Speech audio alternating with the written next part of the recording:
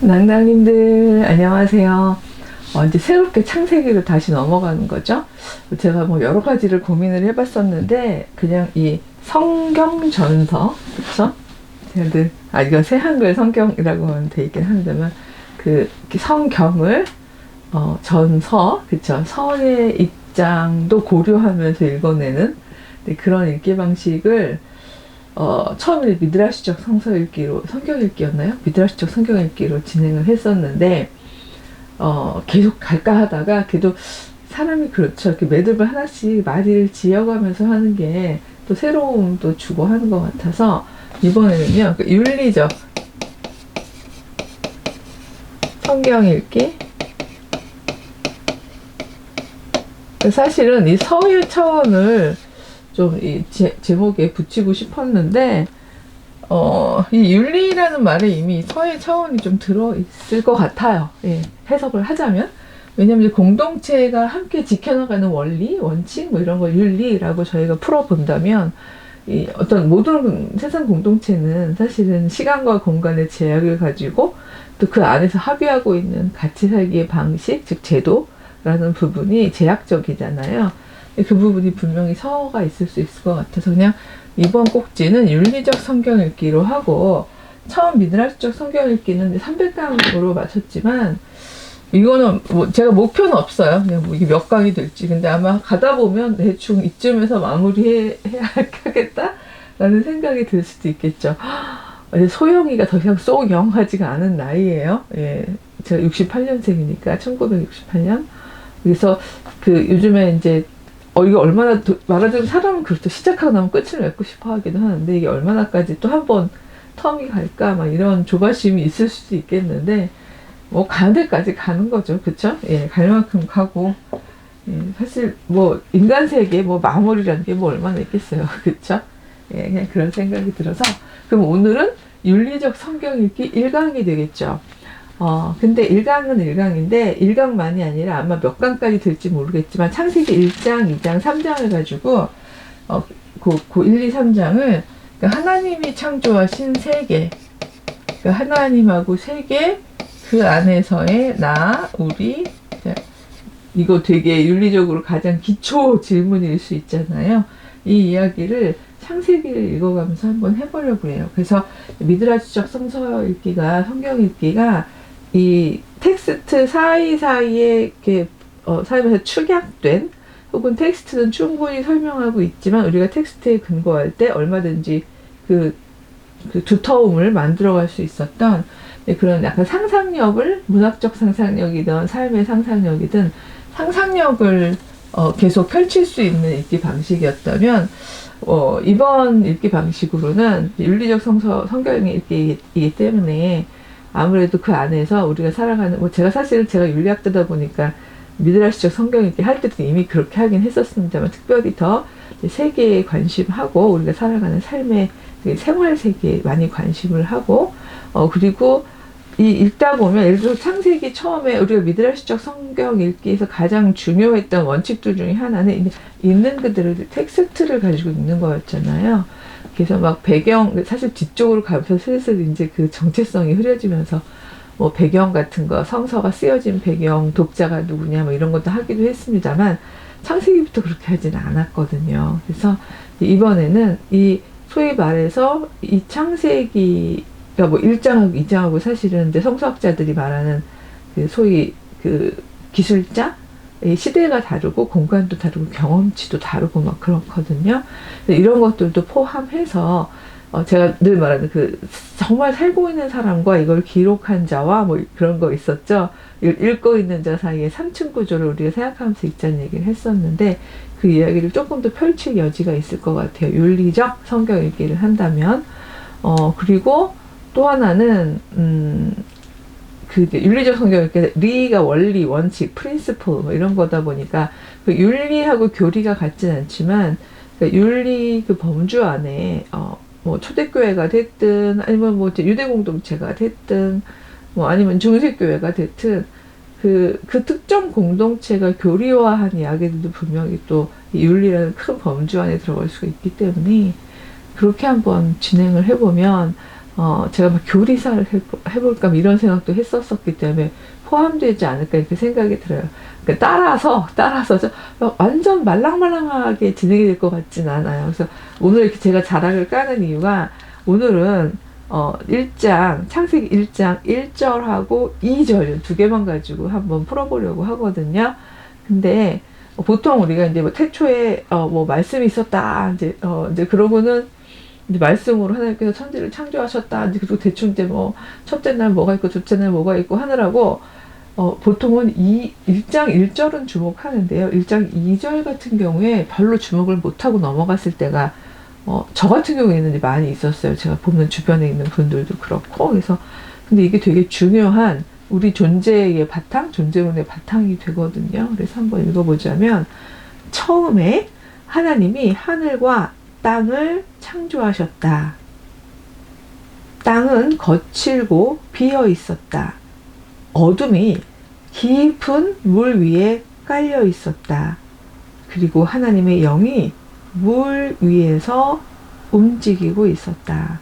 이게 처음에 조건으로 나와 있는 거예요. 이거를 역사적으로 실제냐? 왜 역사라니 사람이 이 사람이 있기 전이잖아요. 이걸 논하는 거는 인문신학, 우리가 인문신학이라고 말씀드렸습니다. 이걸 믿는 건 가능하지만 이걸 인간의 이성적 성찰 능력으로 논하는 거는 부적절한 것 같아요. 이 상태에 대해서 받아들이는 거는 가능하겠지만, 근데 이제 여기에 보면은 제가 보고, 왜냐면 하나님이 말씀하셨다라는 그 3절 이전에는 지금 처음 상태에 대한 건데, 하늘과 땅을 창조하셨다고 되어 있는데, 이미 여기 보면 땅이 나와요. 그쵸? 땅, 거칠고, 비어있음. 여기 이제 비어있음. 요게 제가 강조하고 싶은 이제 상태이기도 하고요. 그 다음에 물도 있어요. 그죠? 이제 여기 이제 하늘도 이제 여기 나중에 물이 있어요. 네. 물이 있는데 이 물은요 깊은 물이에요. 그냥 물이 아니라 그렇죠? 깊은 물. 그래서 이거를 히브리어로는 테홈이라고 하는데요. 이쪽으로 가는 게 더 잘 보이실까요? 이걸 테홈이라고 하는데 이 깊은 물이란 정말 그 시면, 그러니까 만약에 우리 말로 하자면 이렇게 바다도 보면은요, 그 윗동네 물에서 사는 물고기 있고 중간 동네에서 사는 물고기 있고 정말 심연은 내려가기 힘든 진짜. 그리고 그곳은 굉장히 어둡죠. 빛이 그 안에까지 잘 못 들어가서. 그래서 사실 기독교 전통에서 빛과 어둠 할 때 어둠은 되게 부정적으로 상징되고 부정적으로 풀어지잖아요. 하지만 이 깊은 물이 있고 그거는 어둠이 깊다고 표현되어 있는데, 그렇다면 굳이 말하면 어둠이 깊은 물을 그냥 다 한 단어로 칩시다. 어둠이 깊은 물. 그렇다면 이 어둠이 깊은 물 자체가 악일까요? 부정적인 걸까요? 이제 그렇게 생각을 한다면 물론 창조 이전, 하나님께서 다른 사물들을 창조하기 이전이긴 하지만 이 어둠이 깊은 물을 물러가게 하시고 이렇게 표현이 되어 있진 않아요. 그 어둠이 깊은 물 위에는요, 하나님의 영이 물 위에서 움직이고 있으시거든요. 그러니까 이 하나님의 영은 이 어둠이 깊은 물 수면 위를 움직이고 있는 어마어마한 그 생명의 생동력으로 활동하고 계시는 거죠. 하나님의 영이. 그래서 여기 지금 보니까 땅은 거칠고 비어있고 어둠이 깊은 물 위에 깔려있고, 저희가 형상화할 수 있을까요? 왜냐하면 이건 형상화하기가 되게 어려워요. 왜냐하면 거칠고 비어있었다고 하고 굉장한, 그러니까 글쎄 이걸 공허라고 해도 될지 모르겠지만 이제 감정적 공허함을 나 빛 느낌이야 뭐 이런 걸 얘기하니까, 그러니까 물질적으로요, 물리적으로요, 완전히 공허하고 그 다음에 깊고 어둡고 좀 이런 상황인 거죠. 이거를 그냥 empty, 아무것도 없었어 뭐 이렇게 보는 거는, 사실 그렇게 본 신학 전통이 한 교회 같은 경우 2세기부터 교부들에 의해서 만들어지고, 그 다음에 이제 우리 기독교 안에서는 무로부터의 창조라고 그러죠.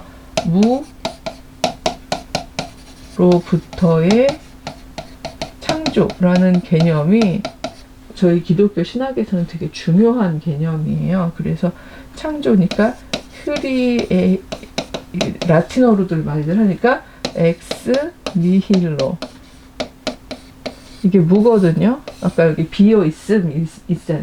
무로부터의 창조, 이제 이렇게 이 개념이 발전을 하고 지금은 이제 말하자면 거의 신학 전통에 있어서는 정통 교리처럼 되어 있는데, 아마 여기 땅이 비어 있음, 그 다음에 어둠이 깊은 물 위에 깔려 있음, 이 두 가지 사이에서 하나님의 영이 활동하고 계신 이 상태를 그다음 없을 무하고, 예, 이거를 니힐로라고 이제 표현을 한 거겠죠.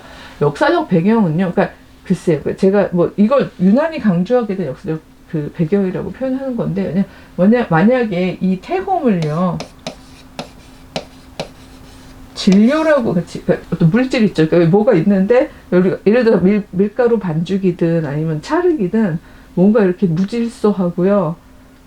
이제 어쨌든 이렇게 넓은 게 있는데, 그거에서 뭐 별 모양도 찍고, 우리가 가끔 이렇게 찍잖아요. 달 모양도 찍고, 막 이럴 수 있는 그 찍기 방식이 이제 진료라고 생각을 하게 되었을 경우에, 그게 틀리다는 얘기가 아니라 2세기 기독교 교부들에 의하면 그때가 막 영지주의 이렇게 막 만들어질 때잖아요. 그러니까 이 물질성들이 하나님의 창조 이전에도, 그러니까 말하자면 창조 이전에도 있었다고 한다면, 그러니까 하나님과 그 물질들 사이의 관계성이 마치 소위 존재론적이란 말은 좀 저희가 자주 사용하는 말은 아니지만, 그 모든 것들, 그러니까 저희가 제일 많이 고백하는 게 하나님은 그러니까 창조되지 않은 분이야. 그러니까 창조되지 않은 그러니까 창조자셔. 이런 고백에 있어서 창조자 이전에 어떤 것들이 있었다는 거를, 그것도 더구나 물질적으로 설명 가능한 것들이 있었다는 걸 얘기하는 게, 사실은 되게 위험할 수 있는 이제 사상들이었던 거죠. 예. 그래서 그 영지주의, 그리고 또 이제 물질에 대해 제가 지금 왜 이렇게 버벅거리냐면요, 지금 막 하고 싶은 얘기가 너무 많아서 그런데 그 또 1시간 할까봐 이번에 뭐 거의 시즌2는 매번 1시간 이러면 너무 심할 것 같아서 지금 막 버벅버벅 하는데, 그냥 그 부분만 나중에 또 얘기할 수 있을 것 같아서 그때 풀게요. 이제 그 당시에 왜 하필 한 2세기 교부들은 그 물질성과 그 하나님의 영에 대한 부분에 있어서 오히려 물질성을 무시라기보다는 그거를 말하자면 엄청난 어떤 가능성의 공간이라든가, 아니면 뭐 틸리히라는 사람, 제가 자주 인용했던 틸리히의 말들은 그라운드 오브 비잉, 모든 존재들의 뭐 그러니까 그라운드, 근거라든가 뭐 이런 말을 피하는 방식으로 초대교분들은 그렇게까지 이 크리에이티오 엑스 니힐로를 강조했을까? 뭐 이런 거를 이제 저희가 얘기를 할 기회가 있을 것 같아요. 근데 이 무로부터의 창조라는 이 교리를 저희가 꽉 알고서 저희 이야기 공동체, 기독교 공동체 안에서 이제 저거가 정통이라고 했는데, 그리고 이 장을 이렇게 읽어보면, 땅도 있었는데? 비어 있어서 그렇지, 땅도 있는데? 그쵸?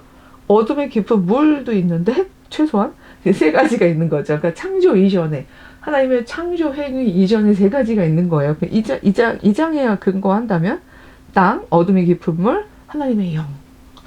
이 셋이 지난주에 썼던 entangled, 그러니까 말하자면 얽혀있는 이 상태 뭔가 무정형의 아직 형태가 갖춰지지 않은 무언가 질서가 없는, 하지만 이게 없음이라고 말하기는 어려운 공간이 비어있다고 그래도 저희가 이렇게 허공하고 땅의 공간이 비어있는 건 좀 다르죠.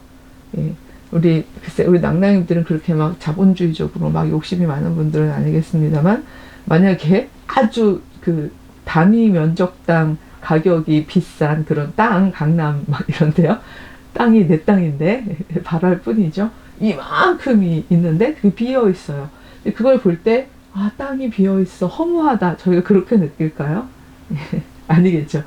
이 땅을 어떻게 채워서 어떻게 해서, 무슨 얼른 감이 오시잖아요. 그 땅이 비어 있다는 거는 그냥 그 자체로 허무하거나 뭐 가능성이 없다거나 그냥 그 자체로 악하다거나 이런 게 아니라는 거죠. 말하자면 이 땅이 비어 있음, 깊고 아까 지웠네요. 어둠이 깊은 물 이런 것들 자체가 악이 아닌데, 그러니까 그냥 기독교 전통이 생겨나면서 이 무질서라든가 어둠이라든가 뭔가 심연 이런 것들은 선, 빛과 반대되는 쪽으로 많이들 해석이 되어 왔어요. 그래서 이 부분에 대해서 이제 문제 제기를 하고 있는 이제 신학자들도 조금 이제 작지만 있었고, 20세기 후반 넘어가면서부터는 꽤 많은 신학자들이 이런 부분들에 대해서 다시 읽어보면서 어둠이 깊은 물이 과연 그렇게 소위 말해서 제거되어야 하는, 하나님의 영이 창조를 시작하시면서부터 없애야 하는 그런 어떤 상태 혹은 그러니까 어떤 물질들일까? 이런 거에 대해서 문제 제기를 하고 이렇게 생각하시는 분들이 많아요. 이 얘기를 제가 굳이 하는 이유는 저희의 읽기 방식이 이 태홈 혹은 비어 있음을 다 몰아내고 꽉꽉꽉꽉 채우고, 예, 그 다음에 질서정연하고, 물론 저희가 조금씩 읽어 나가겠습니다만, 제일 먼저 만드신 게 빛의 부분이었기 때문에 그 빛이 생기면서, 이제, 여기서 중요한 건 빛이 생기면서 여기 나오지만요. 제가 더 읽지 않겠다고 했는데, 어둠을 완전히 몰아내시는 게 아니죠. 그 어둠이라는 부분이 나중에 이제 뒤에 가면 밤으로 이제 그 범주화 되잖아요. 근데 저희가 문학적으로도 밤이 깊었다, 이게 새벽이 틀 거다 이런 표현들이 많이 있긴 합니다만, 밤은 저희가 쉼의 시간이기도 하죠. 예, 저희가 밤이 물론 이제 문학적 표현에서 지금은 봄이 아니에요, 우리의 계절은 뭐 그쵸, 예, 어두운 밤과 같아요, 뭐 이런 얘기 할 때는 이제 그때는 좀 저희가 문학적으로 그렇게 표현하는 거지만, 저희 삶의 주기에 있어서 밤이 온다는 것도 굉장히 감사한 일이잖아요. 물론 낮이 있다는 그 조건 하에서. 그러니까 밤이 있어야 저희들이 어떤 인간적인 활동을 좀 멈추고 쉼을 갖고 저희들이 다시 살아날 에너지를 얻고 하는 부분이기 때문에, 저는 여기서 지금 어둠, 밤 이런 부분들을 이 하나님의 창조 활동 속에서 완전히 몰아내신 건 아니거든요. 다만 여기 어둠이 깊은 물과 거칠고 비어있는 땅 가운데에서, 오늘 1장 2절만 한다고 그랬는데 어쩔 수 없이 얘기를 하려면 3, 4절까지 언급을 해야겠네요. 처음 하신 말씀이 빛이 생기기를, 그러자 빛이 생긴 거고, 그쵸? 바로 비로소 빛과 어둠이 나누어지는 거죠. 그러니까 빛의 존재, 빛이 생겼기 때문에 그 심연이 깊은 그 어둠의 부분들이, 왜 그런 거 있잖아요. 어떤 단어들은 혹은 어떤 존재들은 상대가 없으면 그 존재를 정의하기가 어려운 거 있죠. 그러니까 낮과 밤, 빛과 어둠, 이런 게 그런 거겠죠. 예, 빛이 비로소 있었기 때문에 어둠을 그 어둠의 상태를 어둠이라고 부를 수 있는 거잖아요. 이렇게 일종의 질서지음의 부분인 거지, 빛이 더 좋은 것이고 어둠은 뭔가 창조 세계 안에서 부정적인 것이다, 이렇게 보는 것은 저는 조금 다시 읽어내는 것이 옳다라고 보는 거죠. 그래서 그래서 이제 어둠의 자식들 먼저 뒤로 가면 이제 그쵸, 다 아시다시피 뒤로 가면 우리는 빛의 자녀입니다, 어둠의 자식들과 같이 어울리지 맙시다, 이런 얘기 하게 되는 거는 이제 역사적인 공동체의 어떤 배경들이 있었다는 말이고, 그건 일종의 이제 문학적인 비유일 수는 있지만, 이 어떤 물질적인 어둠 자체가 하나님의 창조 세계 안에서 그거 자체가 악한 거는 당연히 아니잖아요. 그래서 제가 이 얘기를 먼저 하는 이유는, 제가 이제 오늘만이 아니라 몇 번에 걸쳐서 하나님이 창조하신 세계 질서에 대한 부분들을 조금 묵상을 하고 싶고, 그 질서 안에서의 그 생명체들의 배치, 자리, 특히 인간의 고유성, 독특성, 우월성이라고는 얘기 안 하고 싶어요. 왜냐하면 기독교 전통이 계속해서 인간을 너무 다른 피조물보다 우월하게 해석해 온 결과물들이 긍정적이지 않잖아요. 우리 공동체, 윤리 공동체 안에서. 예, 그래서 그거에 대한 저항으로, 다른 사물들에게도 동등한 행위자성을 부여하는, 요즘에 신유물론도 나오고 이러는 거라서, 근데 그 자리에서 대화하면서 읽어내기 위해서는 저희가 정말 창세기를 읽지만, 이 창세기를 정말 기원 전에 쓰긴 건 맞고요. 제 말은 그 시초, 그 공간으로 돌아가서 읽는다기보다는 그 내용을 오늘로 끌어와서 여전히 미드라시적인 방법론이긴 하네요. 텍스트를 현재로 끌어오는 작업을 또 하기는 하는 거니까. 그래서 소위 21세기 신유물론적인 이야기들 하고 이게 되게 위험하거든요. 저는 음모론자는 아닌데 어떤 사물들에게 행위자성을 부여한다는 거는 왜냐하면 이제 물론 이제 뭐 예를 들어서 글쎄요 다 이런 것도 다 사물이잖아요. 물론 이건 상징이 있는 사물입니다만 이런 그 사물들 제가 그냥 기도하는 거랑 이 십자가를 붙잡고 기도하는 것에는 이 훨씬 더 강력한 얽힘이 존재하는 거죠. 이렇게 이제 그런 점에서 이거는 행위자성을 갖는다라고 신유물론자들은 얘기하는 건데 초를 킨다든가 그러니까 우리가 여지껏 해왔던 것들이에요. 다만 위험한 것은 그거 자체가 위험하단 말이 아니라 지금 만들어지는 사물들이 AI나 AGI를 비롯해서 이제 그것들이 이제 몸을 입게 되겠죠. 요즘에 그 뭐 휴머노이드 만들고 뭐 안드로이드 뭐 로봇 시연도 하고 막 우리나라 현대에서 만든 거였나요?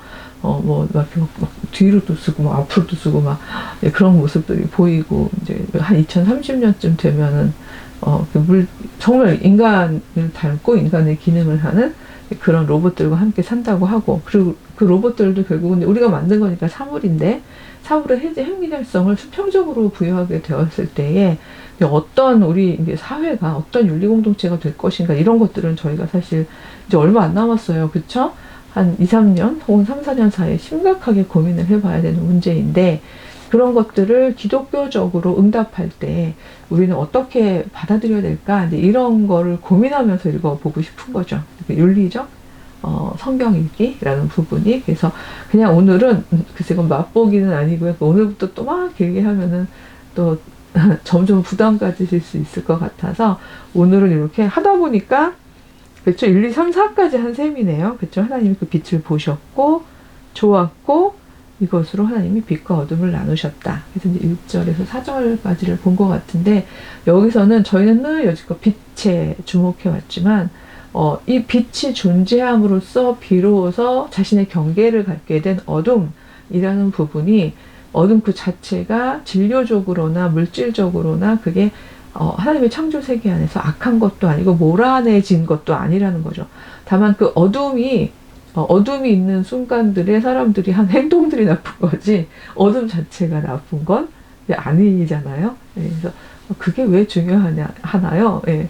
뭐 하기 시작하면 또 너무 길어질 것 같아서 그냥 우선 오늘 그냥 시작을 이런 걸 할 거예요 정도로만 이제 소개를 하는 차원이었기 때문에 처음에는 아예 이렇게 내용도 안 들어가고 좀 이거 장소도 좀 바꿔볼까 좀 새롭게 해볼까 막 그런 생각을 했는데 나날이 나이 들어서 이제 기운이 없어요. 그래서 방 다시 재배치하고 하는 거 전 정말 좋아했는데 한 학기 단위로 이제 막 수업 다 끝나고 이제 방학하게 되면 한번 바꾸고 막 이랬었는데 이제 그럴 기분이 없어서 못 하겠고 그냥 평상시처럼 진행은 하지만 그래도 오늘은 요런 걸 하려고 해요 하는 일종의 출사표 정도로 이야기를 하고 진짜 시작만 한 셈이죠. 그래서 예, 태홍, 어둠, 예, 제가 굳이 아까 어둠이 깊은 물, 네, 그렇다면 이 부분을 저보고 정의하시오. 그러면 저 혼자 그렇게 정의한 건 아니지만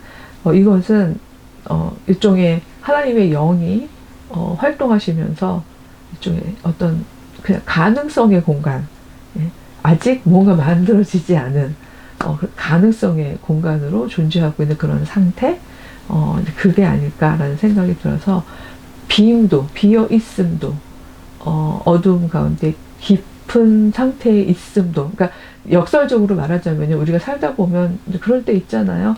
그러니까 우리가 물론 피조에 대한 우리가 피조성이 갖는 능력들이나 역량도 얘기를 하긴 하겠습니다만 이미 우리가 그 만들어진 일종의 어떤 상태가 그쵸? 공허함, 비어있음, 어둠 이런 것들 사이에서 이렇게 질서지어지는 방식으로 만약에 창조세계가 만들어진 것이라면 그 창조세계 안에서 그리고 그것들이 몰아내진 것이 아니라면 그리고 그것들이 제가 이게 일종의 쉼, 활동성 있게 막 움직이는 우리의 상태가 조금 멈출 수 있는 그런 어떤 공간을 의미한다면 어쩌면 이 비어있음 혹은 어둠조차도 저희가 너무 기진할 때, 그렇죠? 거기서 범죄 행위를 하는 공간이 아니라, 아니면 나의 욕심으로 꽉 채우는 공간이 아니라, 우리가 막 너무 기진할 때, 너무 힘들 때, 어쩌면 하나님의 영이 그냥 내 존재의 수면 위로 운행하실 수 있도록 나를 또다시 한번 생성의 가능성으로 초대해 주시기를 바라는 그런 공간으로 이해할 수도 있겠다는 생각이 좀 든 거죠. 그래서 아마 우리 낭낭이들은 이유를 아실 것 같아요. 이런 얘기를 하는 이유를. 왜냐하면 정말 탈진을 요구하는 사회잖아요. 이런 사회에서 더 이상 한 걸음도 나아갈 기력이 없을 때, 혹은 몸을 일으킬 기력도 없을 때, 우리의 쉼이 혹은 정말 보이지 않는 것 같음이, 아니면 혹은 비어 있음 같음이, 아니면 정말 앞길이 하나도 안 보이는 어둠의 상황이, 그 깊은 심연이 동의어는 아니지만, 이게 무언가가 창조되기 이전, 하나님께서 창조 행위를 하시기 이전에 사실은 이미 있었던 상태였고, 이 상태가 악한 게 아니야, 무력한 것도 아니야, 아직 뭔가가 되어지기 전의 상태였지라는 걸 저희가 한번 그냥 이렇게 떠올리고 인지하는 것, 이런 것들이 저희 삶 속에서도 필요한 것 같아요. 저도 만약에 그런 경험들이 없었다면, 그래서 우리 특히 청교도적인 신앙을 가진 사람들은 가만히 이렇게 누워있는 거, 이거 완전히 예, 굉장히 죄책감을 느끼는 상태잖아요. 근데 이제 그런 것들을 성서적으로 극복하지 않았다면, 저도 아마 한 3, 4년 전에 진짜 과로사각이었죠. 그래서 그냥 나 역시 이제 피조된 하나님께서 소위 질서를 부여해 주시고, 또 나의 어떤 이 삶이 이어져 갈 수 있는 여러 가지 어떤 조건들을 만들어 가시고 채워 가시는 과정 중에, 그게 너무 어떤 버거운 삶일 때 또다시 반복이 될까봐 빨리 끊겠는데요. 어쩌면 그 비어 있음도, 그 어둠도, 그 심연도, 또다시 내가 어떻게 이제 그 삶 가운데서 이렇게 다시 질서를 만들고, 그리고 이렇게 하나님 안에서 경계들을 이렇게 재배치하는 이제 그런 어떤 하나의 순간일 수도 있겠구나, 이렇게 받아들여도 좋지 않을까. 개인도, 어떤 면에서는 사회도, 그런 생각이 좀 들었습니다. 그래서 맛보기 한다고 자꾸 말이 길어지네요. 이 정도로 그치고요. 다음 주에는 이제 5절부터 넘어가겠습니다만, 제가 그러니까 글쎄 얼마나 촘촘히 갈지 이것도 제 마음이죠. 저는 빨리 식물하고 싶은데 큰일 났어요. 저쪽 맞은편에는, 여기가 북향인데요. 제가 키우는 식물이 몇 개 있는데, 긴기아난이라는 난초 꽃이 지금 너무 활짝 폈어요. 그래서 이게 거의 요맘때만 피더라고요. 그래서 저걸 빨리 보여드리기 위해서 그 식물들 얘기를 하고 싶은데 그때까지 펴 있을지 몰라서 다음 주는 다르거나 건너뛰고 바로 식물로 갈 수도 있을 것 같기는 해요. 그래서 어쨌든 몇 주가 될지 모르지만 하나님께서 만들어 놓으신 이 창조 세계에 대한 문제, 그 다음에 그 안에서의 우리의 위치, 역할, 이런 이야기들로 좀 윤리공동체 적인 어떤 글쎄 사명이 될지, 우리의 어떤 삶의 방향성이 될지, 이런 이야기들 좀 고민하는 시간 가져보겠습니다. 예, 일주일 잘 지내시고요. 그래서 슬슬 봄 기운이 나죠? 예, 또 다음 주에 뵙겠습니다.